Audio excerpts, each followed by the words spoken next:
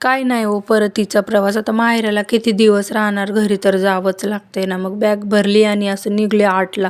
सकाळी घरातून 8ला निघले आणि गाडी मला 11 वाजता लागली. सगळ्या गाड्या भरलेल्या होत्या, जागाच नव्हती गाड्यांमध्ये. मग 11 वाजता गाडीत बसले आणि क्रिशाचा मामा पण आलेला होता सोडवायला. म्हणे तू एकटी कशी जाणार, आणि एवढी ट्रॅफिक होती ना पार, एवढा जीव वैतागला होता की बापरे बाप. त्याच्यात आमची क्रिशा आणि मग काय, मग तसंच चालला होता आमचा प्रवास. आणि मग धाब्यावर थांबलो, असं जेवण वगैरे केलं, चहा वगैरे पिला आणि मग नंतर परत आमचा प्रवास चालू झाला. एवढी ट्रॅफिक होती की बापरे बाप. आणि रोड तर एवढा खराब होता की एवढी हळू गाडी चालवत होते ना की विचारायचंच काम नाही. आणि मग नंतर आमची क्रिशा मॅडम घेऊन बसलेल्या माझ्याजवळ, दे म्हणून रडायला लागली. क्रिशा कशाला राहते तिच्याजवळ, ती पण रडायला लागली ना.